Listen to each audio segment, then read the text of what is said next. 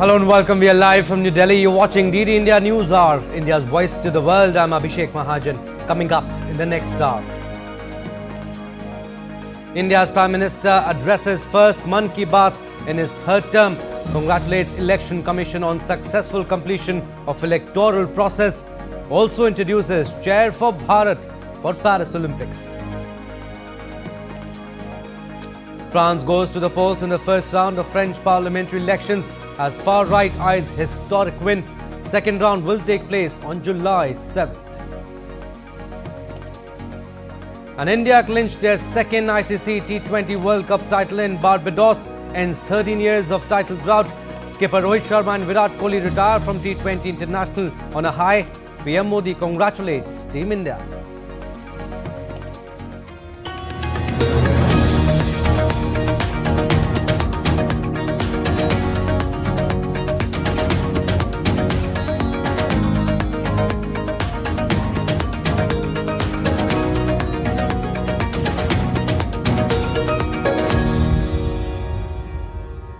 News in detail. Now, India's Prime Minister Narendra Modi shared his thoughts with countrymen in India and abroad in his monthly Mann Ki Baat radio broadcast. Today's episode of Mann Ki Baat was the first after PM Modi assumed office for a third term. PM Modi touched upon various issues of social and cultural importance with the citizens of India. India's Prime Minister Narendra Modi's Mann Ki Baat, the monthly radio broadcast, resumed on Sunday.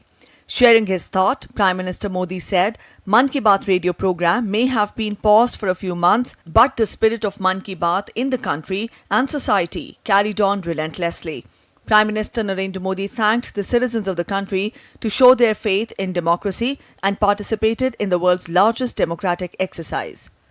मैं आज देशवासियों को धन्यवाद भी करता हूं कि उन्होंने हमारे संविधान और देश की लोकतांत्रिक व्यवस्थाओं पर अपना अटूट विश्वास दोहराया है। 24 का चुनाव दुनिया का सबसे बड़ा चुनाव था। दुनिया के किसी भी देश में इतना बड़ा चुनाव कभी नहीं हुआ, जिसमें 65 करोड़ लोगों ने वोट डाले हैं। मैं चुनाव आयोग और मतदान की प्रक्रिया से जुड़े हर व्यक्ति को इसके लिए बधाई देता हूं। Noting the importance of 30th of June for Santals, that is celebrated as Hool Divas or Rebellion Day, Prime Minister Modi remembered the indomitable courage of Veer Sidhu Kanhu, who led the rebellion and fought against the British regime. 30 जून का यह दिन बहुत ही महत्वपूर्ण है। इस दिन को हमारे आदिवासी भाई बहन हूल दिवस के रूप में मनाते हैं। यह दिन वीर सिद्धो कान्हू के अदम्य साहस से जुड़ा है, जिन्होंने विदेशी शासकों के अत्याचार का पुरजोर विरोध किया था। India launched a special campaign, Ek Ped Maa Ke Naam, on World Environment Day this year. Prime Minister Modi appealed to everyone to plant a tree along with their mothers or in their name under this campaign. इस वर्ष विश्व पर्यावरण दिवस पर एक विशेष अभियान शुरू किया गया है। इस अभियान का नाम है एक पेड़ मां के नाम। मैंने भी एक पेड़ अपनी मां के नाम लगाया है। मैंने सभी देशवासियों से, दुनिया के सभी देशों के लोगों से ये अपील की है कि अपनी मां के साथ मिलकर या उनके नाम पर एक पेड़ जरूर लगाएं। Prime Minister Modi also mentioned the importance of Sanskrit as it played a big role in the progress of ancient Indian knowledge and science. Prime Minister Modi urged countrymen to connect the ancient language in their daily life. आज 30 जून को आकाशवाणी का Sanskrit bulletin अपने प्रसारण के 50 साल पूरे कर रहा है। मैं ऑल इंडिया रेडियो परिवार को बधाई देता हूं। साथियों, संस्कृत की प्राचीन भारतीय ज्ञान और विज्ञान की प्रगति में बड़ी भूमिका रही है। आज के समय की मांग है कि हम संस्कृत को सम्मान भी दें और उसे अपने दैनिक जीवन से भी जोड़ें। Prime Minister Modi also spoke about Indian heritage celebrated by Suriname and St. Vincent and Grenadines. He also thanked Kuwait government for a radio show dedicated to the Indian culture. The 10th International Day of Yoga celebrations was also mentioned by Prime Minister Modi in Mann Ki Baat program.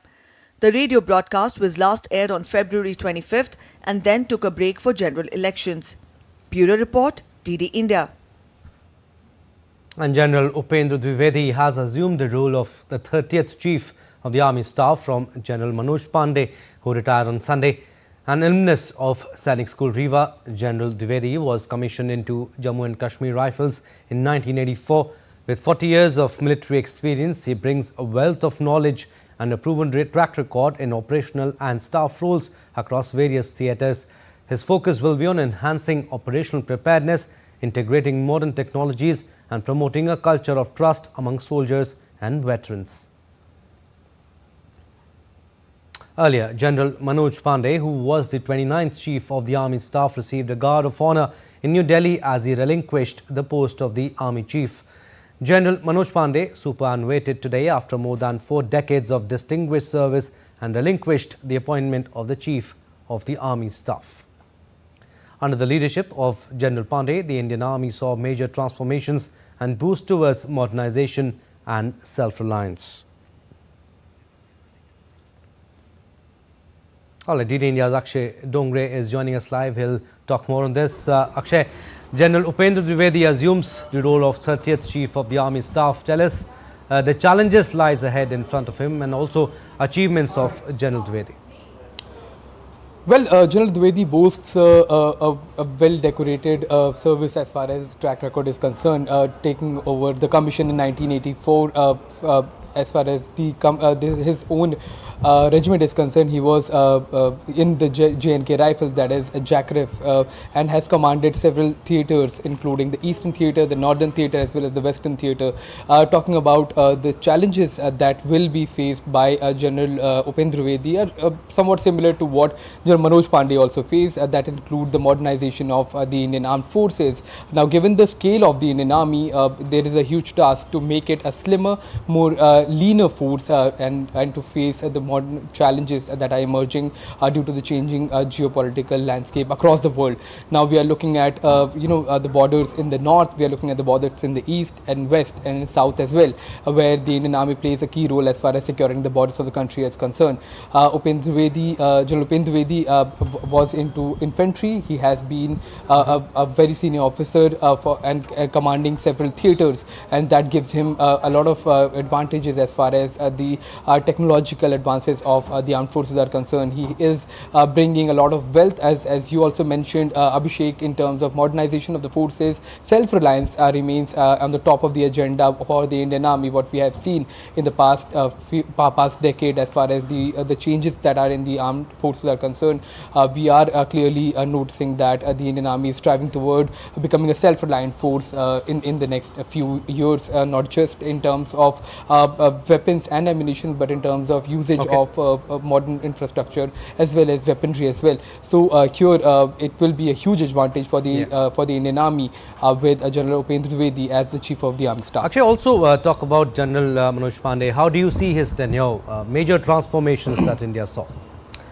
Well, absolutely. In fact, the last 2 years of the leadership of General Manoj Pandey have been exemplary. In fact, these are the 2 years where the world has changed a lot. We have faced a lot of challenges, and they were met with his expertise in terms of facing not just the land borders, but also the modernization drive is concerned. Now, to change a structure like the Indian Army in terms of modernization plans, it is a huge task for any leader. But General Manoj Pandey, as soon as he came in, and being in fact the first officer from the engineering corps to take over the command as the Chief of the Army Staff, it was a huge opportunity for General Manoj Pandey, which he in fact fulfilled successfully in terms of the modernization of the armed armed forces are concerned, Indian Army in the just last 2 years has taken huge leaps in terms of the modernization, in terms of self-reliance, and in terms of bilateral, multilateral engagements as well that are quite exemplary. In fact, this tenure will be remembered as the Indian Armed Forces have been issuing a statement in terms of his own supernoting is concerned that took place today, and now with the baton being passed to General Upendra Dwivedi, it is going to be a huge opportunity for the Indian Army in terms of facing the future challenges and meeting the opportunities. All right, Akshay, we'll leave it at that. Thank you for your inputs. Moving on to our next story now. India's External Affairs Minister Dr. S. Jaishankar is in Qatar today. India and Qatar share historic and friendly relations which are marked by regular exchange of high-level visits. All right, let's go across to Dubai now. DD India's Vinod Kumar is joining us live from there. Vinod, India's External Affairs Minister Dr. S. Jaishankar is in Qatar today. Tell us, first of all, the significance of the visit. Minister Jaishankar's visit to Qatar comes at a very crucial time in India-Qatar relations and the overall geopolitics of this region. This visit follows the Prime Minister Narendra Modi's visit to Qatar earlier this year in February, and that was deemed as a diplomatic maneuver. And and we know that how the 8 Indian naval sailors were released from Qatar. Our Prime Minister had 2 visits with the 2 meetings with the Qatar's Emir, one on the sidelines of COP28 and one on this February. This particular visit is set against the backdrop of several key developments between India and Qatar. The major one is that India's energy sector. India and Qatar has recently extended the deal of LNG imports from Qatar for another 20 years, starting from 2028. This deal was signed for $78 billion, and it is set on a favorable terms for India. India is set to save quite a lot of foreign exchange because of this deal. And this demonstrates the strategic importance that India places with Qatar with respect to energy. And Qatar is also India's largest supplier of LNG to India. Almost 40% of Indian LNG is imported only from Qatar. And earlier this year, both nations have agreed to establish an investment joint task force to attract investment from Qatar. Qatar is having the 10th largest sovereign wealth fund in the world. It's called QIA, Qatar Investment Authority. And they have already made investments in several sectors in India, mostly in infrastructure. They had made in telecommunication. Earlier in 2015, there was a set of 6 MOUs signed between India and Qatar. In continuation of that, QIA has invested in Airtel's African division, and we have several investments in India's port like Adani Enterprises. And overall trade between India and Qatar is also rising up. It's currently at $13.6 billion, and Qatar's and we have got a bit of exports to Qatar as well, like agriculture, copper, and all these stuff. And the significance of this particular visit has more to do with trade, with the geopolitics than the trade. You know how the West Asian situation is right now. The West Asian situation, there's a war going on between Israel and Palestine, and India has a strategic interest in this. What strategic interest? India has posed with an alternative to the Belt and Road Initiative of China by the name IMEC, India Middle East Economic Corridor. And for this to happen successfully in this region, a peace in this region is functional. So we can see in this context, this is a very important message. All right, to get to the latest, External Affairs Minister is in Doha and his meeting is going on with the Qatar PM. All right, well, Vinod, we'll leave it at that. Thank you for your inputs. A United Nations-led meeting with Afghanistan's Taliban will be held in Qatar today. Under Secretary General for Political and Peace-Building Affairs at the United Nations, Rosemary DiCarlo will chair the 2-day meet. The meeting will address the multiple challenges facing the Afghan people, Afghanistan's neighbours, the region and the broader international community. The meeting, which will also be attended by envoys from some 25 countries, will be the 3rd such meeting in Doha, but the first attended by the Taliban. The UN-led meeting aims to engage with the Taliban on a way to improve the lives of millions of Afghans. The meeting will also focus on engagement going forward, along with sessions on private sector business and counter-narcotics. Moving on to our next story now, voting got underway in France's overseas territories on Saturday in high-stakes snap parliamentary elections that could see the far-right party of Marine Le Pen take power for the first time. And polling stations in the Pacific territory of New Caledonia opened at 10 p.m. Paris voting in mainland France started on Sunday. Support for the anti-immigration and Eurosceptic National Rally Party has surged despite President Emmanuel Macron's pledges to prevent its ascent. Most polls put the National Rally on course to win the largest number of seats in 577-member National Assembly, Parliament's lower house. But it remains unclear if the party will secure an outright majority.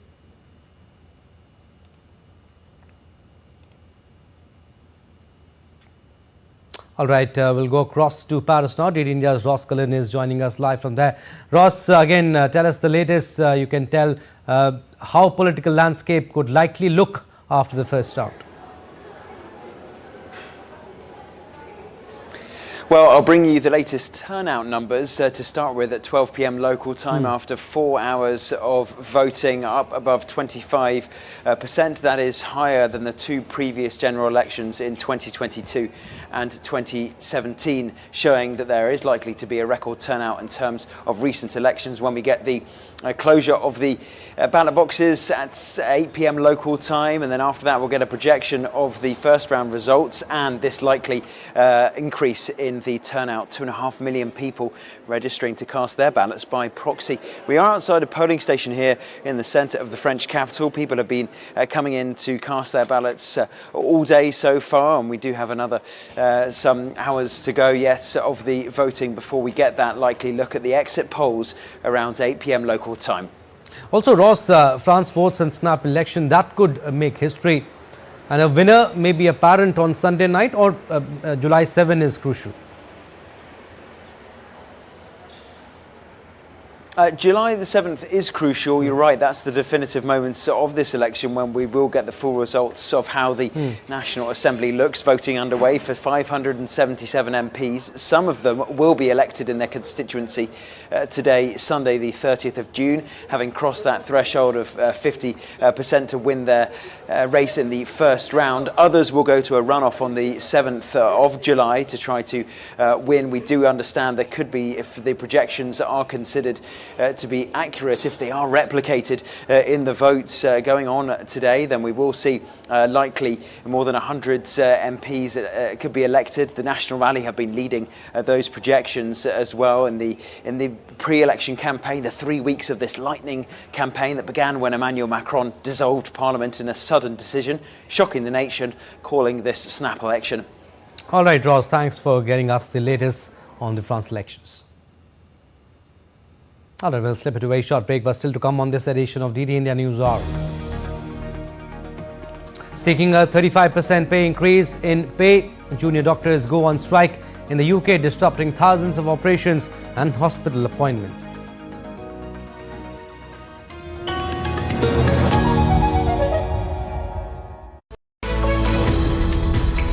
We just don't bring you the news as it unfolds. We get to the heart of the matter. We don't just present facts, we demystify complex social, political and economic events. We break stories that shape the world's present and future because you deserve the truth. I am Tanvi Taneja from New Delhi. I'm Ollie Barrett from London. I'm Nick Harper from Washington, D.C. Join us on DD India Global Monday to Friday at these times.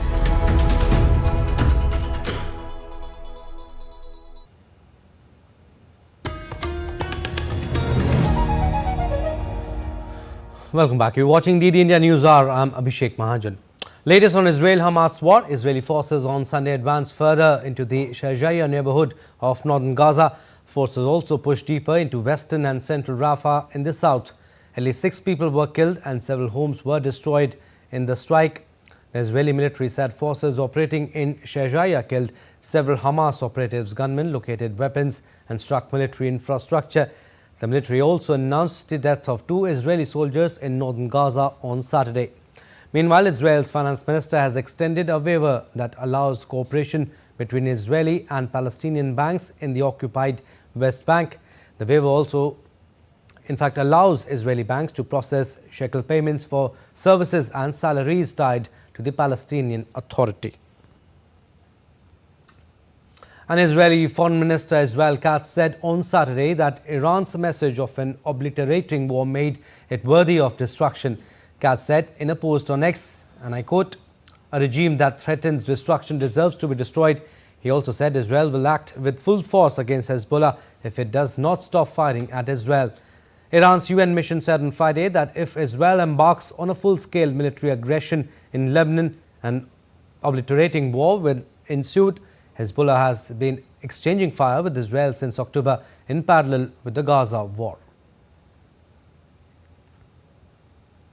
Let's go across to Tel Aviv. DD India's Sarah Kotz is joining us live. Sarah, tell us the latest on ceasefire talks, and also world leaders growing increasingly concerned over the situation on Israel's northern border.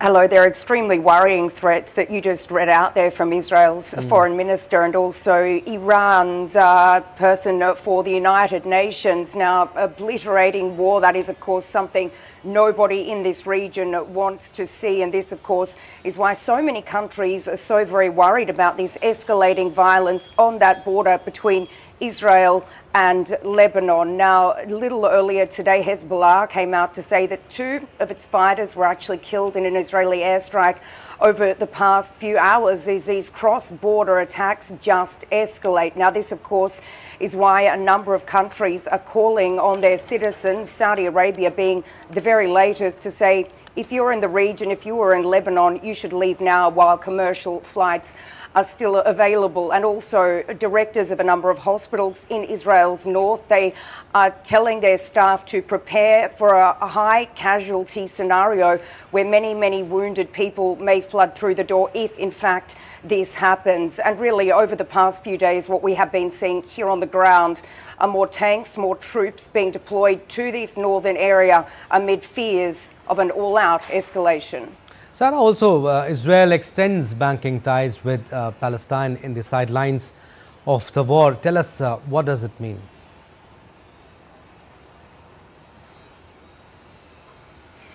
Well, this is certainly very important given a number of these struggling communities in the West Bank that are under the control of the Palestinian Authority. This would cause a lot of disruption, a lot of chaos if indeed they were cut off from the banking system. Now, it would also have dire implications for Israel's security situation. And this is what we did hear from Janet Yellen, the US Treasury Secretary. She really issued a warning saying that this is something, this communication, this payments between Israel and a Palestinian Authority, that it needs to continue simply because of these reasons that I just stated. Now, it was signed off on by the finance minister here in Israel, Bezalel Smotrich. The extension will run for another 4 months, and it will give shekel payments tied to salaries and other services that are provided by the Palestinian Authority, the ability to be transferred. It's also important to say just how much is actually transferred normally on a yearly basis.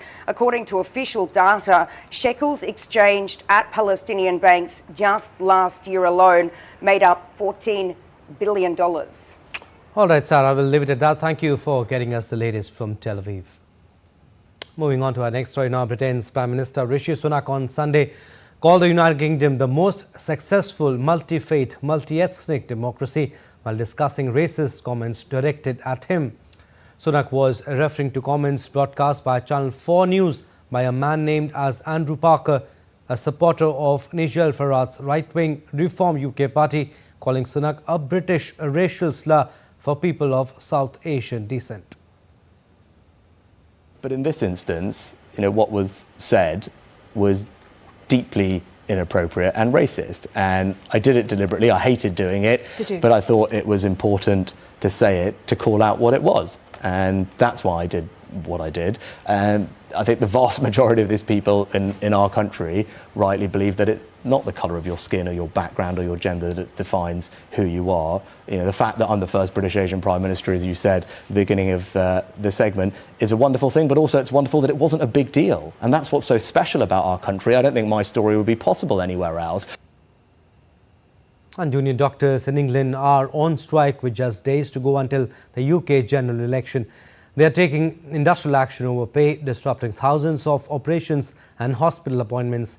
Junior doctors seek a 35% pay increase due to years of below-inflation pay rises or pay freezes. DD India's Oli Barrett reports from London. Well, junior doctors' union representatives say that they deserve a 35% pay increase because of years, they say, of below inflation pay rises or even pay freezes. Now, the UK government has said throughout the negotiations with junior doctors that they believe that 35% is too much, that it would be potentially inflationary, and they don't believe that it is a reasonable demand to give into. The union has been criticised for calling this strike in the middle of an election campaign. NHS bosses in England say it's impossible for the government to be involved in negotiations while we are in the final days of an election campaign, and so they say that the strike is harmful, is causing major disruption at a time when there is no way that the government would be able to solve this dispute with the unions. Now, the opposition Labour Party may well be in government within a matter of days, according to all of the polling, but actually Labour say they also would not go ahead with a 35% pay rise for junior doctors. They say that it would have to be significantly lower than that. All of that said, the junior doctors union representatives have sounded a bit more optimistic that with a Labour government in power, if that's what we have after July the 4th, that they might be able to come to some sort of resolution. Labour have criticised the Conservatives for not solving the dispute earlier, but the Conservatives have criticised Labour for claiming that they would be able to solve the dispute without explaining how exactly they would do that, given that they also say they wouldn't want to go ahead with a 35% pay rise. All of this, though, illustrates the kind of difficulties that will face whoever gets into power after July the 4th. Ollie Barrett in London reporting for DD India. And in Kenya, activists call for fresh protests demanding President William Ruto's resignation. The protesters claim the virus is the reason many young people lack jobs in Kenya. The movement has threatened to mobilize more young people to return to the streets. The Kenya's government has maintained heavy military and police deployment on the streets to stop any further violent protest. DD India's Isabel Nakira has more inputs from Kampala. Protesters in Kenya are planning to press harder with demands that President Ruto resigns after failing to make reforms to fight corruption in the country. The protesters claim the vice is the reason many young people in Kenya do not have jobs. The movement has threatened to mobilize more people to return to the streets. Protesters in rural Kenya are reportedly attacking homes and farms of legislators who voted to pass the bill. Now on Wednesday, President Ruto conceded to demands to drop the finance bill after a nationwide protest that resulted into loss of lives and property. The government was hoping to plug a budget deficit of $2.7 billion by raising taxes to reduce borrowing. Now, the president has directed the Treasury to draft a supplementary budget to cover revenue shortfalls brought by the rejected finance bill. Now, the government has also maintained heavy military and police deployment on the streets to stop any further violent protest. The president is meeting civil society groups to forge a way forward. He will also be meeting with young people to hear suggestions from them. Isabel Nakiria in Kampala, reporting for DD India. Now let's take a look at other stories making news around the world. Greek firefighters on Sunday managed to contain a wildfire that had raged uncontrolled overnight on the Asian island of Serifos, damaging houses and prompting the evacuation of several hamlets. Dozens of firefighters battled to contain the fire, backed up by a water-carrying helicopter. Spanish police said on Sunday the search operation has ended for British teenager Jay Slater, who has been missing on the Canary island of Tenerife since June 17th, but that the case is still open. Earlier, volunteers joined police, civil guard and fire and rescue services to search for missing British teenager. Austria's far-right Freedom Party, Hungarian Prime Minister Viktor Orban's Fidesz and the populist Czech ANO party led by Andrej Babis have formed a new political alliance and invited others to join. This initiative is being seen as a step to form a new political group in the European Parliament. Still to come on this edition of DD India News Hour. India's Prime Minister Narendra Modi releases 3 books on the life and journey of former Vice President of India M. Venkaiah Naidu.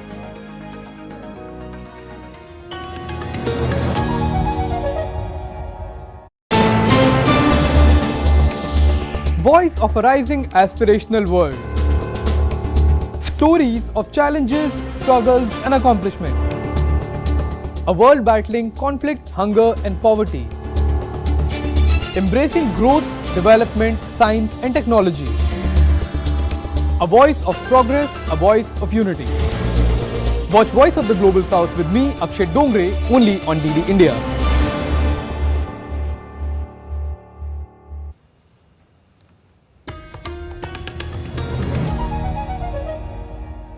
Welcome back. You're watching DD India News Hour. I'm Abhishek. Recap of what we have done so far.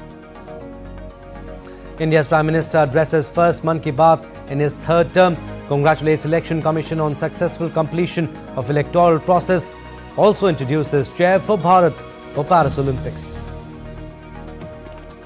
France goes to the polls in the first round of French parliamentary elections as far-right eyes historic win. Second round will take place on July the 7th. And India clinched their second ICC T20 World Cup title in Barbados. Ends 13 years of title drought. Skipper Rohit Sharma and Virat Kohli retire from T20 International on a high. PM Modi congratulates Team India. While sharing thoughts with the nation in his 111th episode of Mann Ki Baat radio broadcast, India's Prime Minister Narendra Modi spoke about the Indian products which are in great demand across the world. He especially mentioned Araku coffee of Andhra Pradesh, which has received many global awards, and snow peas of Kashmir. साथियों, भारत के कितने ही products हैं जिनकी दुनिया भर में बहुत demand है, और जब हम भारत के किसी लोकल प्रोडक्ट को ग्लोबल होते देखते हैं तो गर्व से भर जाना स्वाभाविक है। ऐसा ही एक प्रोडक्ट है अराकू कॉफी। अराकू कॉफी की खेती से करीब 1.5 लाख आदिवासी परिवार जुड़े हुए हैं। दिल्ली में हुई G20 समिट में भी कॉफी छाई हुई थी। आपको जब भी अवसर मिले, आप भी अराकू कॉफी का आनंद जरूर लें। साथियों, लोकल प्रोडक्ट को ग्लोबल बनाने में हमारे जम्मू कश्मीर के लोग भी पीछे नहीं हैं। पिछले महीने जम्मू कश्मीर ने जो कर दिखाया है, वो देश भर के लोगों के लिए भी एक मिसाल है। यहाँ के पुलवामा से स्नो पीज की पहली खेप लंदन भेजी गई। India's Prime Minister Narendra Modi releases 3 books on the life and journey of former Vice President of India M. Venkaiah Naidu on Sunday via video conferencing. The books include biography of former Vice President titled Venkaiah Naidu, Life in Service. Second book tells us Naidu's journey as 13th Vice President of India, while the third book articulates a pictorial biography in Telugu showing journey of Venkaiah Naidu.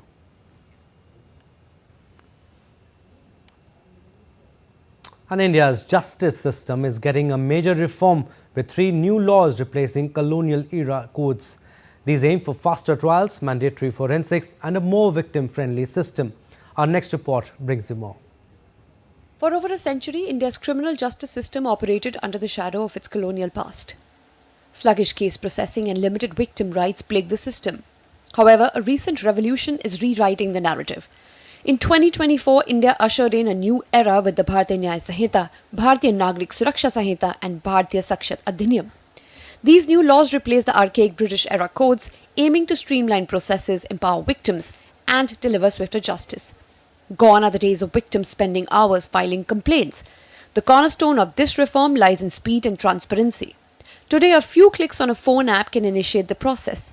This online FIR or First Information Report system not only saves time but also empowers victims, especially those in remote areas or facing mobility limitations. But the reforms extend far beyond convenience. The new laws prioritize victims' rights, placing them at the center of the legal process. Witness protection programs ensure safety and courts must consider victim input before dismissing a case. This shift in focus acknowledges the emotional and psychological toll crimes inflict. Furthermore, the system is becoming more inclusive. Elderly individuals, women, and people with disabilities no longer face the additional burden of navigating crowded police stations. Investigations can now be conducted in the comfort of their homes, a small yet significant step towards accessibility. Technology can also play a crucial role in the new system. Mandatory forensics for serious crimes ensures stronger evidence collection, potentially leading to higher conviction rates. Additionally, virtual court appearances allow for swifter proceedings and eliminates the stress of travel for victims and witnesses. However, like any other major reform, challenges persist. Ensuring proper implementation across the vast and diverse Indian landscape is paramount. Concerns regarding potential misuse of police power also requires vigilant monitoring. Despite these hurdles, the new legal framework represents a significant leap forward. India's criminal justice system is no longer an archaic relic, but a system striving to be faster, fairer, and more respectful of all those who seek its protection. This is a revolution with the potential to transform the lives of millions, offering them the hope of a justice system that truly works for them. Bureau Report, DD India.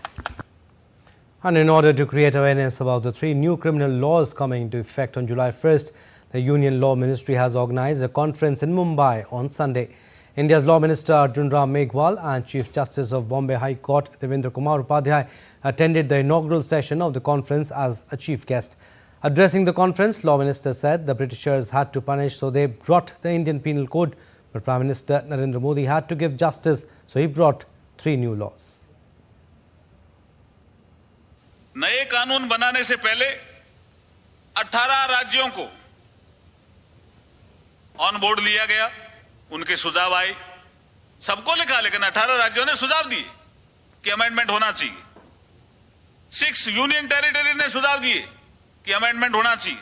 Chief justice of India honourable justice doctor DY Chandrachud साहब थे और उन्होंने कहा ये progressive law है, और वो बहुत अखबारों में छपा था।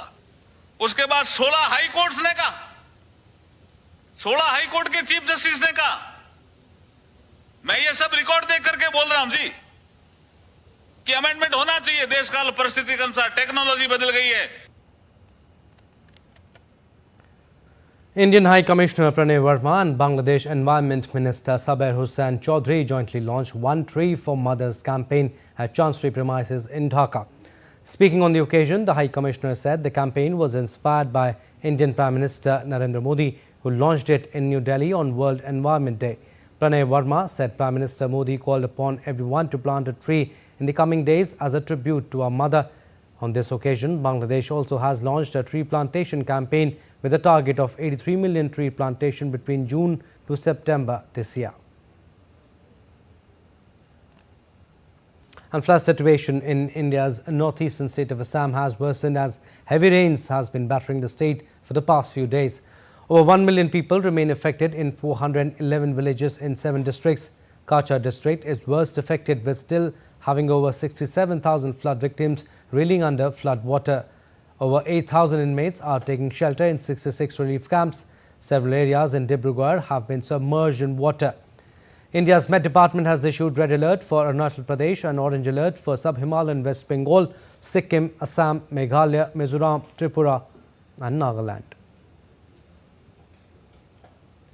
Over 13,000 pilgrims paid obeisance at the holy cave shrine of Amarnath Ji on Saturday. Security was beefed up on the first day of the annual pilgrimage. Meanwhile, this morning, the third batch of 6,619 Amarnath pilgrims left from Jammu base camp towards twin routes of Holy Cave in Pahalgam in South Kashmir's Anantnag district and Baltal in the Gandarbal district in a cavalcade of 319 vehicles. And helicopter services began from the Pahalgam side in India's Jammu and Kashmir on the first day of the Holy Amarnath Yatra. The move will enhance connectivity and convenience for pilgrims. This initiative aims to facilitate those pilgrims who are unable to travel by foot or ride on ponies, ensuring they can still have the holy darshan with ease. The authorities have implemented online booking system for the helipad services, further simplifying the process for pilgrims.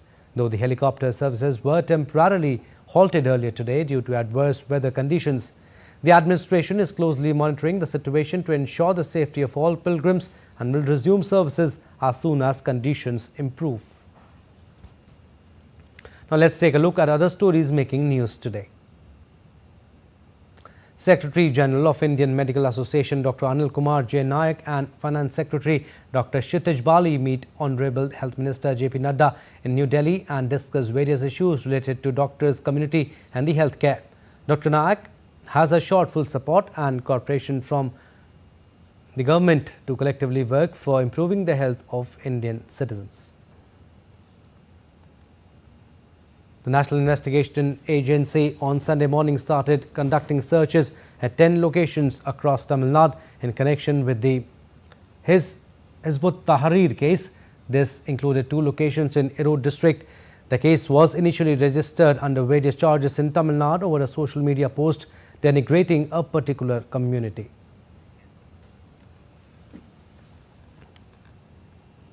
As no candidate secured 50% of the votes, Iran will hold a runoff presidential election on July 5th to elect their successor to President Ibrahim Raisi, who died in a helicopter crash earlier this year. DD India's Jessica Taneja reports.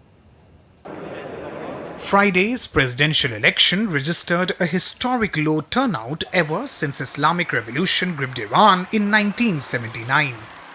Out of 60 million registered voters, only 19.2 million cast their ballot, leading to a runoff presidential election between 2 candidates who received maximum votes. We hope that the 2 dear volunteers who will present themselves for the people's vote again next Friday in their headquarters at the start of the week as in the previous round will comply fully with all the legal standards and good morals, and that we will witness another election worthy of the Islamic Republic. Reformist Masood Pezeshkian secured a lead of over 1 million votes against the conservative hardliner Saeed Jalili, backed by the Guardian Council. While some voters in Tehran want their next president to take positive steps for the country, others still distrust America and want the 2 candidates to focus on policy and plans to energize Iran's crippling economy. My expectation, like other people of this nation, is relative welfare, in a way that at least when you put in the effort, you don't step backwards. My expectation is that the incoming president should take positive steps for the country, meaning he should be a people person and be practical, not just words based, but he should act on what he says. Both Masood Pezeshkian and Saeed Jalili will be tasked with navigating a solution for economic hardships and social restrictions leading to a close contest next week. Bureau Report, DD India. And India's Prime Minister Narendra Modi conveys best wishes to Olympic-bound athletes. 2024 Paris Games kick off on 26 July. अगले महीने इस समय तक Paris Olympic शुरू हो चुके होंगे। मुझे विश्वास है कि आप सब भी ओलंपिक खेलों में भारतीय खिलाड़ियों का उत्साह बढ़ाने का इंतजार कर रहे होंगे। मैं भारतीय दल को ओलंपिक खेलों की बहुत-बहुत शुभकामनाएं देता हूं। हम सबके मन में टोक्यो ओलंपिक की यादें अब भी ताजा हैं। टोक्यो में हमारे खिलाड़ियों के प्रदर्शन ने हर भारतीय का दिल जीत लिया था। टोक्यो ओलंपिक के बाद से ही हमारे एथलीट्स पेरिस ओलंपिक की तैयारियों में जी जान से जुटे हुए थे। सभी खिलाड़ियों को मिला दें तो इन सब ने करीब 900 इंटरनेशनल कंपटीशन में हिस्सा लिया है। ये काफी बड़ी संख्या है।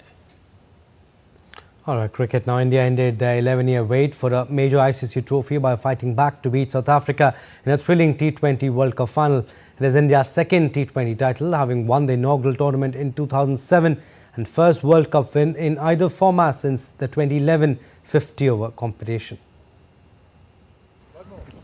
Indian cricket team ended their 11-year wait for an ICC trophy after they defeated South Africa by 7 runs in a thrilling T20 World Cup final at the Kennington Oval in Bridgetown, Barbados.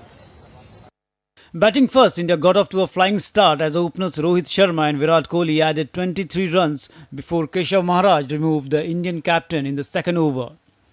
The men in blue then suffered massive blows as Rishabh Pant and Suryakumar Yadav departed in quick succession.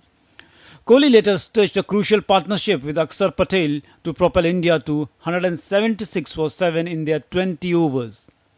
Defending 176, Jasprit Bumrah provided an early breakthrough as he cleaned up Reza Hendricks with a sensational delivery. Arshdeep later bagged the huge wicket of captain Adrian Markram to reduce South Africa to 12 for 2. Wicketkeeper batter Quinton de Kock and Tristan Stubbs then stitched a crucial 58-run stand to bring Proteas back into the game. Batting at number 5, Andre Klaasen later slammed a blitzkrieg 50 to put South Africa in a great position. However, Hardik Pandya dismissed Klaasen for 52 in the 17th over to change the fortune in India's favour. At the other end, Bumrah continued his brilliant spell as he removed Marco Jansen. As South Africa needed 16 of the final over, Pandya bagged the huge wicket of David Miller, courtesy of an incredible catch by Suryakumar Yadav. Pandya later kept his calm to guide India to their second T20 World Cup title. Tapas Bhattacharya's report for DD India, Barbados. The Indian President Draupadi Murmu congratulated Team India on win, and she posted a message on X. I quote her, "My heartiest congratulations to Team India for winning the T20 World Cup. With a never-say-die spirit, the team sailed through difficult situations and demonstrated outstanding skills throughout the tournament. It was an extraordinary victory in the final match. Well done, team. We are proud of you."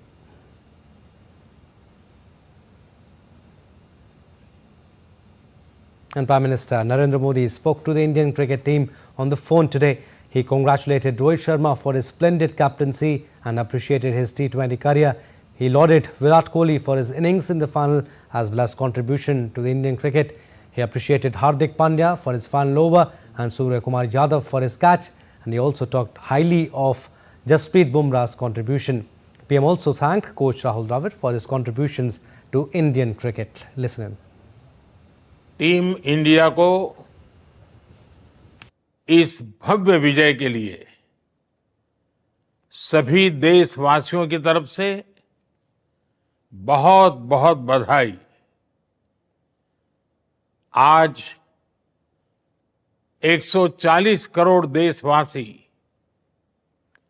आपके इस शानदार प्रदर्शन के लिए गर्व अनुभव कर रहे हैं। खेल के मैदान में आपने वर्ल्ड कप जीता, लेकिन हिंदुस्तान के हर गांव, गली, मोहल्ले में आपने कोटि कोटि देशवासियों का दिल जीत लिया। और ये टूर्नामेंट एक विशेष कारण से भी याद रखी जाएगी। इतने सारे देश, इतनी सारी टीमें और एक भी मैच हारना नहीं, ये छोटी उपलब्धि नहीं है। आपने क्रिकेट जगत के हर महारथी, उनके हर बॉल को खेला और आपने शानदार विजय प्राप्त करते रहे। एक के बाद एक विजय की इस परंपरा ने आपके हौसले को तो बुलंद कर दिया, लेकिन इस पूरी टूर्नामेंट को भी रसप्रद बना दिया, रोचक बना दिया। आपने शानदार विजय प्राप्त की है। मेरी तरफ से मैं आपको बहुत बहुत बधाई देता हूं, बहुत बहुत शुभकामनाएं देता हूं। India's Sports Minister Mansukh Mandavia posted on X, and I quote him, "We are the champions. Congratulations to Team India on winning T20 World Cup.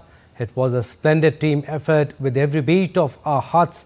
1.4 billion Indians celebrate this great victory. The nation beams with pride." An Indian head coach Rahul Dravid, whose tenure comes to an end after this tournament, was all praised for the players who secured a thrilling victory in the final of the T20 World Cup. I really have felt really short of words over the last few hours.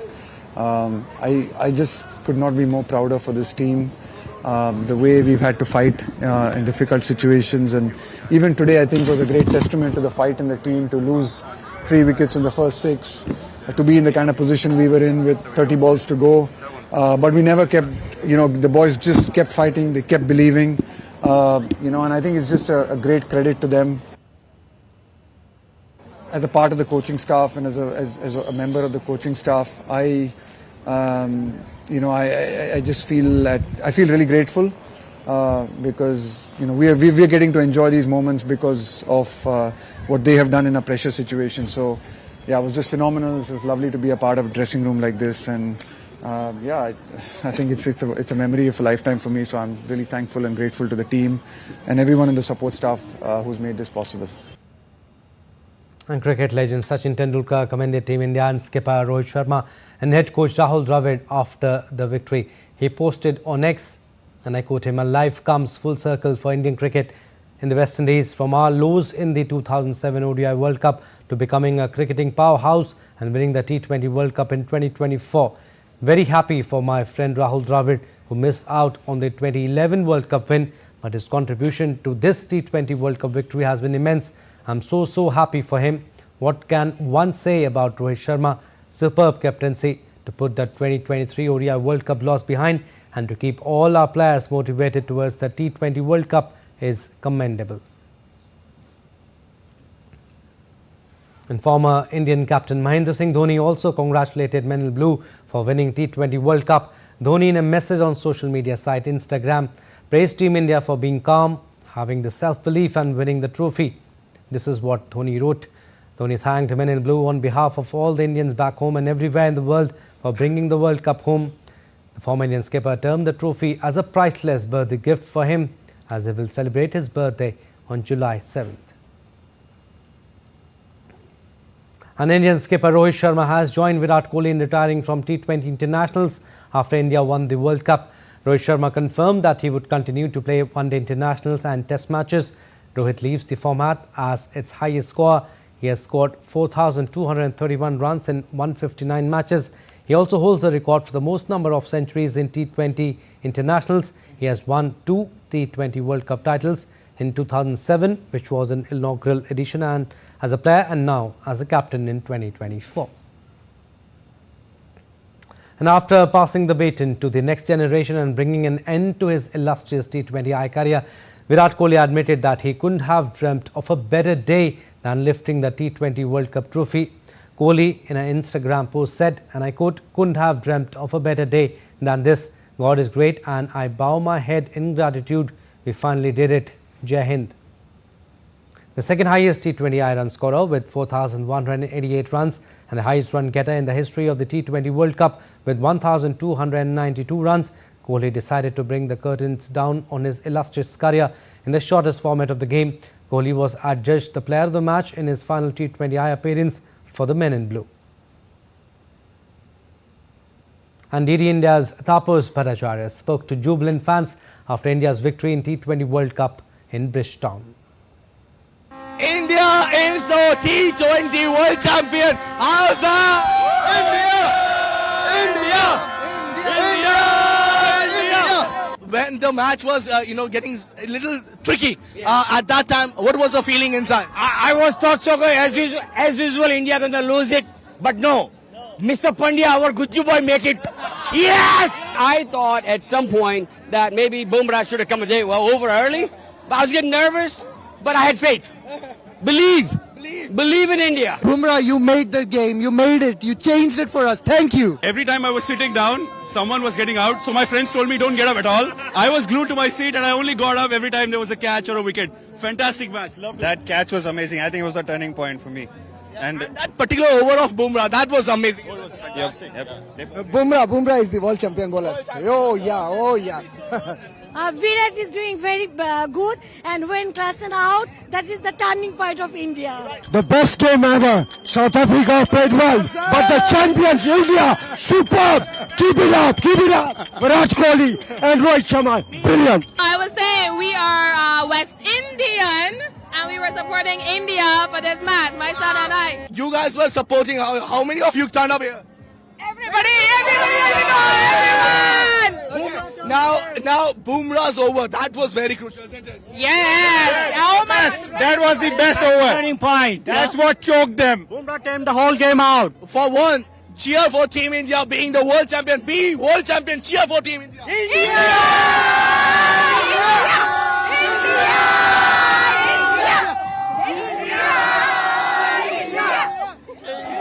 With Kapas and Nesha Shankar, this is Taposh Bhattacharya for TD India from Barbados. And yes, we are world champions! Well, that's all for this edition of DD India News Hour, but do let us know your thoughts on the news of the day. For those on the go, you can get all the latest news and updates from India and across the world on DD India mobile app. The app is available on both Android and iOS. Scan the QR code on the screen to download now. And we'll be back with more news as it breaks here on DD India. I'm Abhishek. From all of us here in Delhi, thanks for watching DD India News Hour.